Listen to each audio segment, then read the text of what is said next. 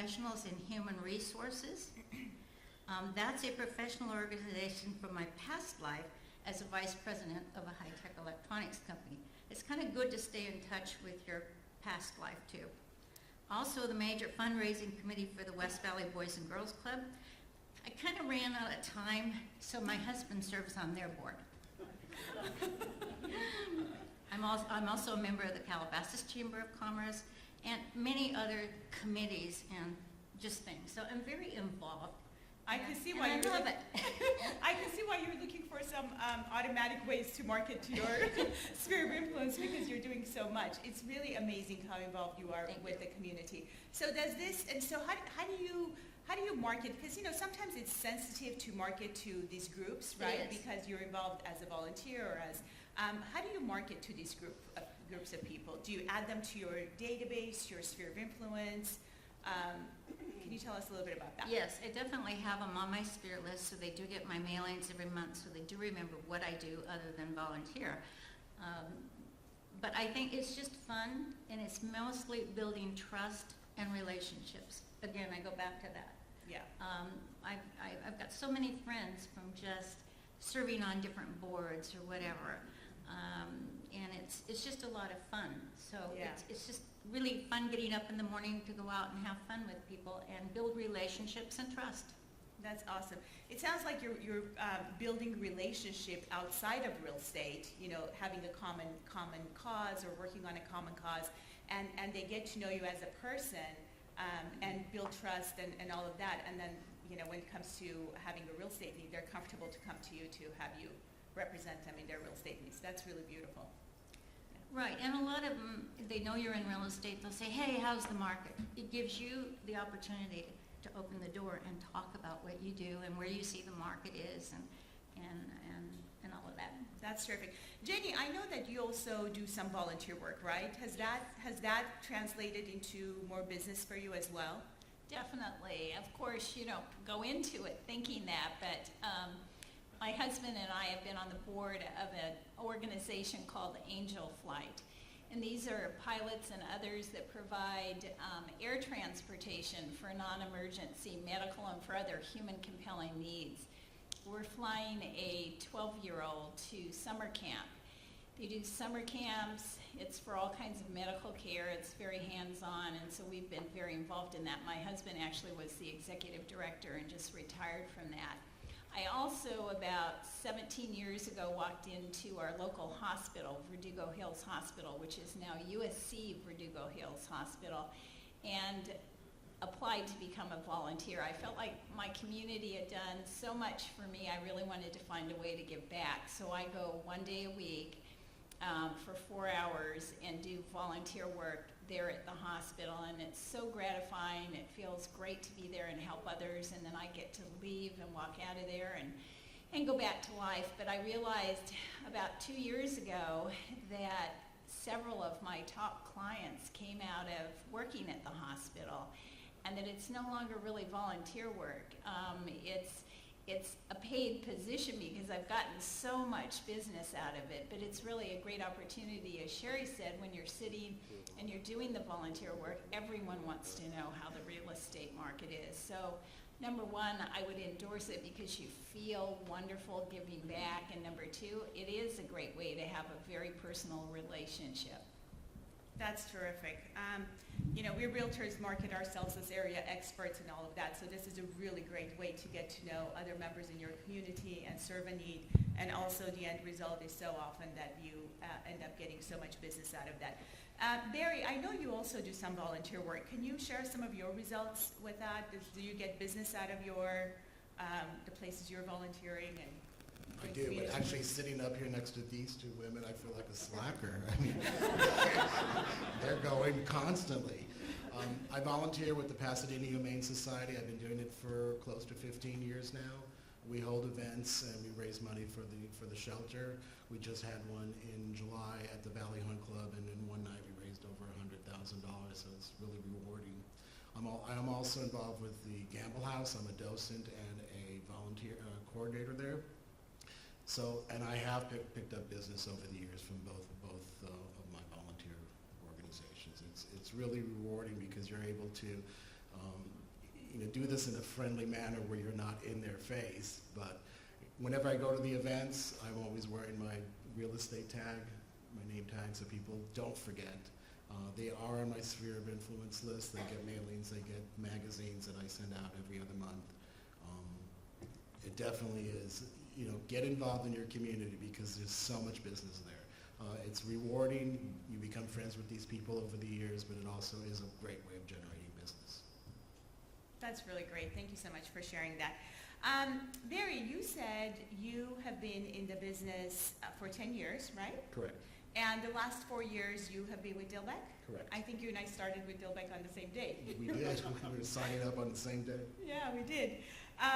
Great decision for both of us, right? Yes. Yes, awesome decision. So last year you had a really awesome year, and you're on track to have another really great year this year. And I know you're a huge fan of our marketing department and Dilbeck in general. Can you share with us what are some things that have contributed to your success over the last couple of years? Sure. Well, first of all, I have to say I love Dilbeck. Over the years, I've been in numerous big corporate real estate agencies, and coming to this was like coming home to a family. The marketing department is amazing. I'm not a graphic artist. I don't have time. I mean, I know that when I have to do a brochure on my own, it could take me 3-4 days, where the marketing department will do it, knock it out in less than an hour. I love to say that Dilbeck's marketing department makes me look better than I am, because the stuff that they put out is amazing. And I'll be doing a roundtable, and I'll show you some of the stuff that they have produced for me over the years. And then coaching. Dilbeck offers coaching like no other company does.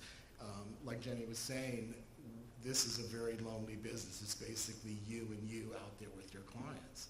And you really need somebody to be your cheerleader, somebody to check in on a regular basis to keep you, somebody to account to. And when you're there as a group, in the group setting, it really gives you the opportunity to see how other people are doing it and then really focus on what you're doing on a day-to-day basis.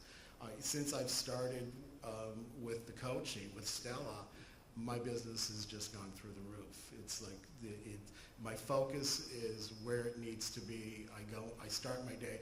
One of Stella's favorite lines, and I love it, is I didn't work unless I prospected. And that's what I do every day. And that's something that I didn't do in the past. I sort of looked at prospecting as sort of like, something to do for an hour or two every week. Well, once I got with Stella, she made me see the importance of that. And by doing that on a regular basis, you are connecting with your sphere of influence, your clients, and you're out there in the world. I never wore my badge. I was sort of embarrassed. I was embarrassed to pass out my business card because I felt I was infringing on their space. I go out, my card is out there. I order cards all the time. I'm constantly passing out my cards. All the tricks that Stella has shown me over the last year and a half has just been amazing. My business is just unbelievable right now. Well, I really, really enjoy working with you too, because you're so coachable. So I love working with you. I remember when I first suggested that Barry start doing some handwritten notes, he was like, I gave that up years ago. You want me to go back to the basics? Definitely. And you're really good at that. You do your handwritten notes. You do, a lot of different. Can you give us some other specifics? How do you market to your sphere of influence to generate all this business? Okay, so every other month I do American Lifestyle magazine, and everywhere I go, I see my magazine. I send it out to doctors' offices, my chiropractor, dentist, eye doctor, lawyers.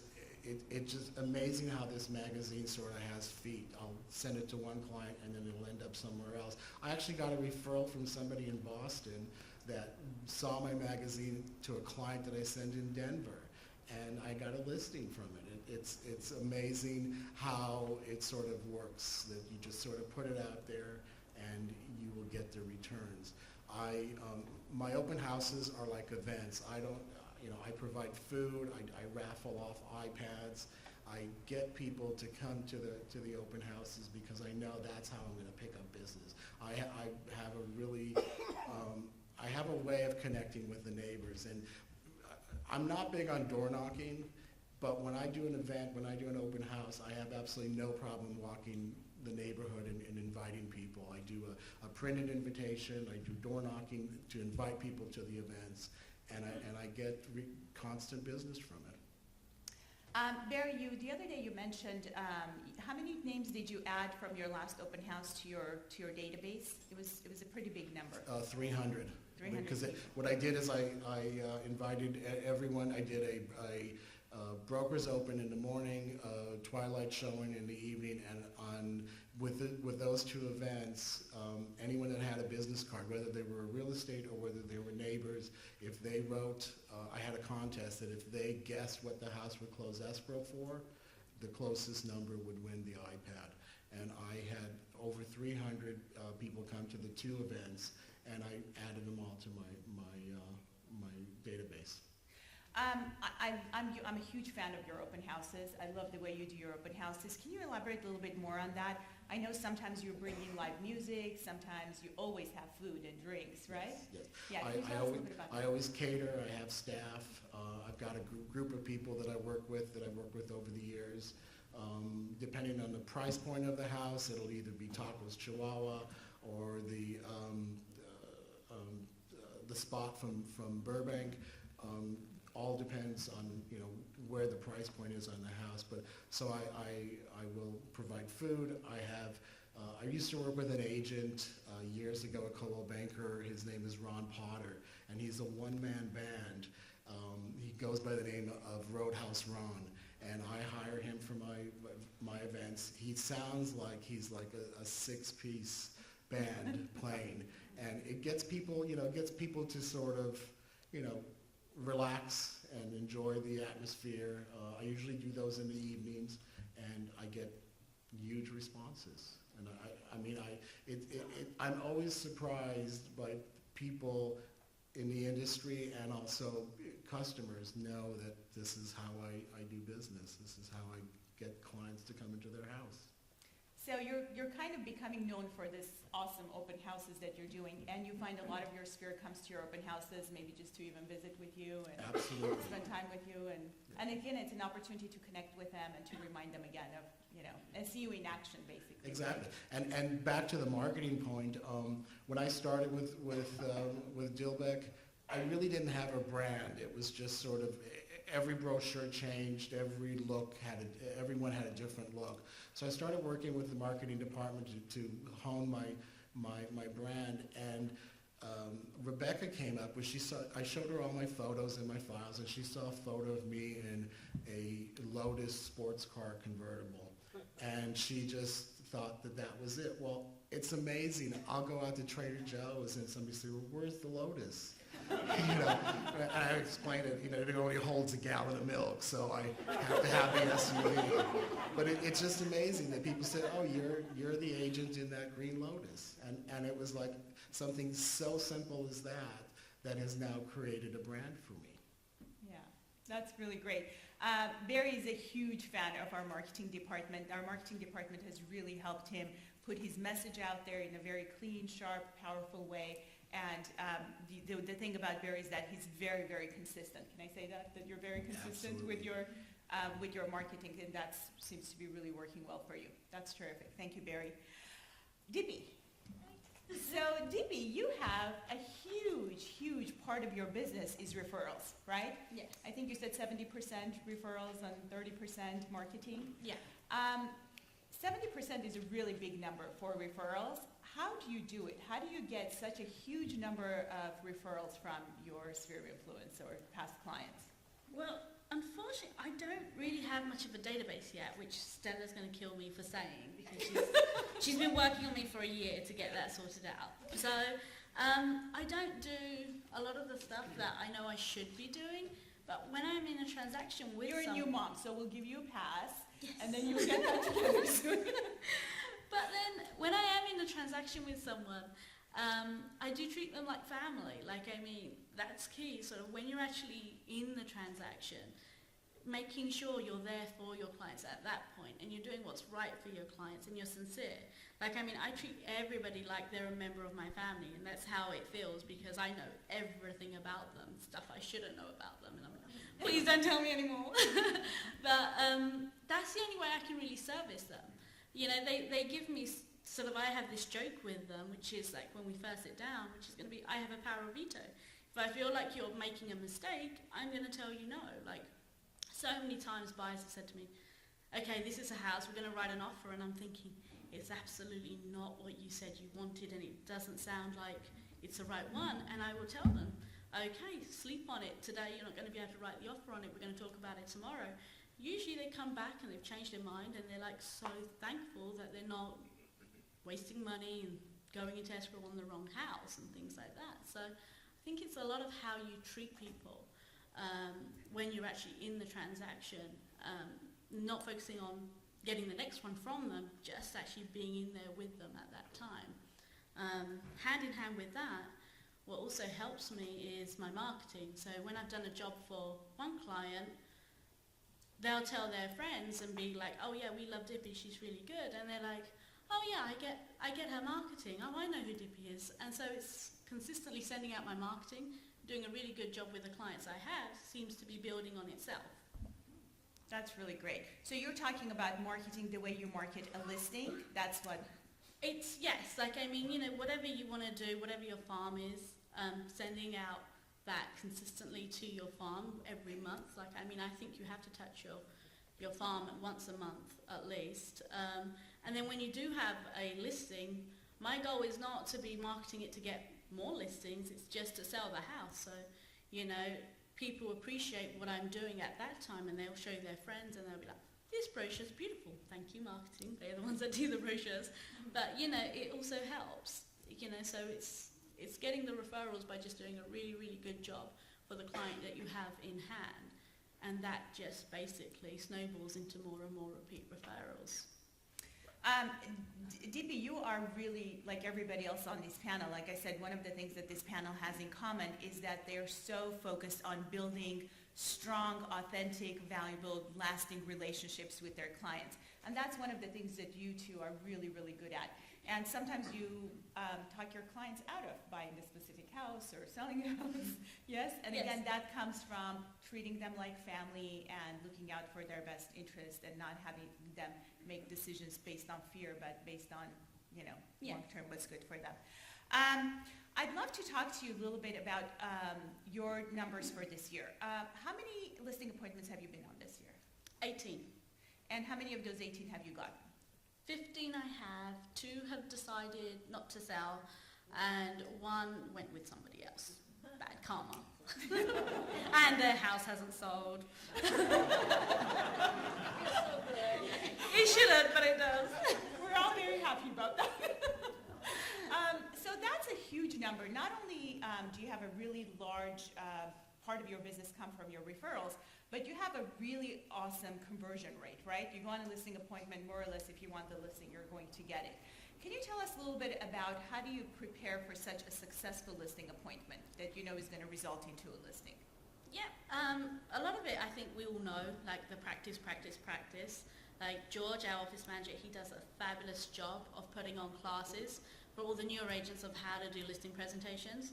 I still go to those classes and everyone sees me there and they're thinking, what are you doing? Get out of here. But you have to practice these things. You always forget things. So that's my first thing, is practice. Number 2 is the tools we have at Dilbeck are absolutely awesome. You know the tools that we get given to help support our listings, the circle pick stuff, countless other things we have.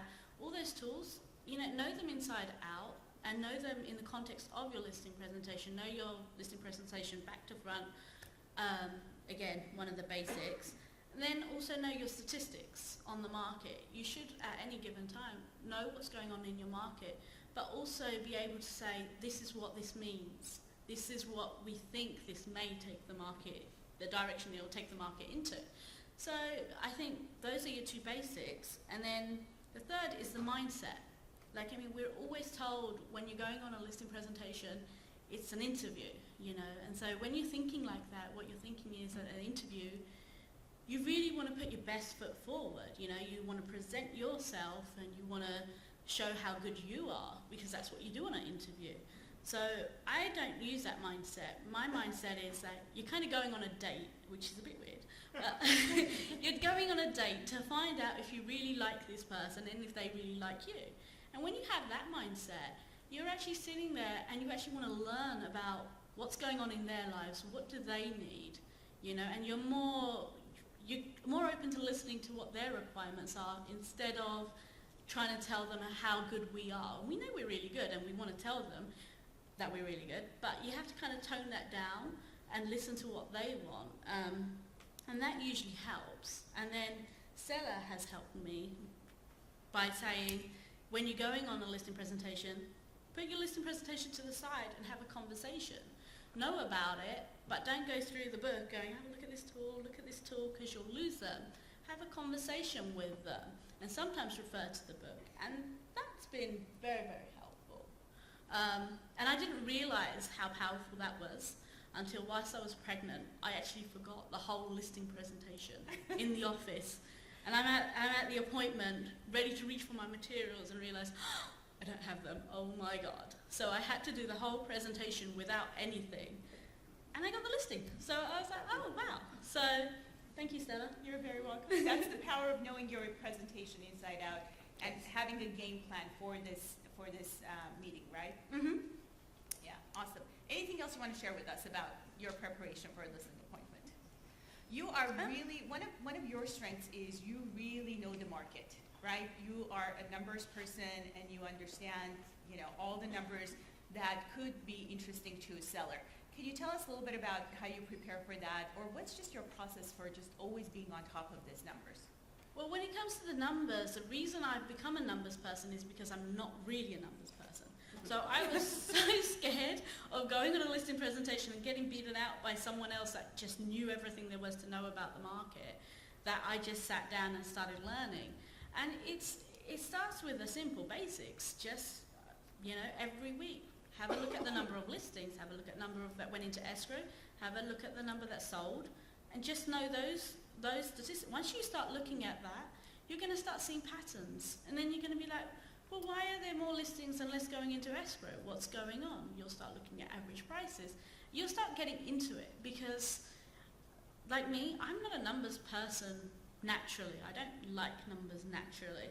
But I taught myself to get into numbers and start looking at them at least on a weekly level, if not on a daily level, because in this marketplace you need to. Like, I mean, our buyers and sellers, they have Zillow and Trulia and everything else. They know the market.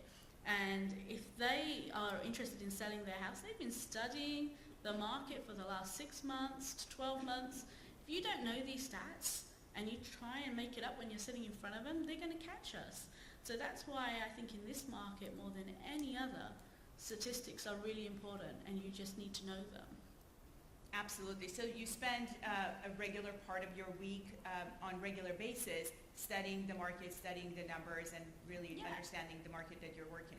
Every That's single really day cool. I'll look at what's sold and what's listed and what went into escrow. Yeah. And DP has only been in the business 5 years, and what she's accomplished in 5 years is really phenomenal. Great job, DP. That's really awesome. And marketing department continues to help you and promote. Oh, you know. I love our marketing department. They come up with like the coolest ideas. Rebecca and Edgar, like, I mean, they are so talented. It's unbelievable. So whenever you guys need help, you have to go to your marketing department. That's really terrific. I love hearing that. And in addition to our marketing department, now we also have My Print Express that can help you create the things that our panel is talking about. And they too have a table, so be sure to visit them as well. Each of the panelists will have a table and you can visit with them and get more details about everything they're talking about. Thank you so much, DP. Donna, I am so excited about your current position. So am I. Yes, we have our in-house Christie's expert. I love that. First of all, I love how passionate you are about Christie's, and I love how you make the whole concept easy for us to understand. Can you tell us a little bit about what you think is the power of the Christie's brand? Yeah, I fell in love with Christie's from the moment that I saw it. And Eleanor Roosevelt said, "The future belongs to those that believe in the beauty of their dreams." And I think we all had a dream when we went out and got our real estate license. And I, for one, knew that I wanted to sell luxury homes. And branding yourself with Dilbeck Estates and Christie's International Real Estate is the way to do that. And if you say, oh, I don't have any interest in that, I'm not sure that I believe you, because we all want to do that, right? And luckily for us, our company had the reputation and the wisdom to become affiliated with Christie's, which is an incredible marketing advantage for you out in the field. It is a legacy brand, and it'll take you anywhere you want to go. There isn't a company that touches it. And it's the only company now that's owned by an art and auction house. You may think of Sotheby's, but Sotheby's was acquired by Realogy. And Realogy is the company that owns C21, Coldwell Banker, and ERA. So they no longer have any affiliation whatsoever with the world of fine art and the priceless things that Christie sells at their auction houses. What can Christie's do for you? If you co-brand with them, you've got an advantage over anyone that you're competing with in your marketplace.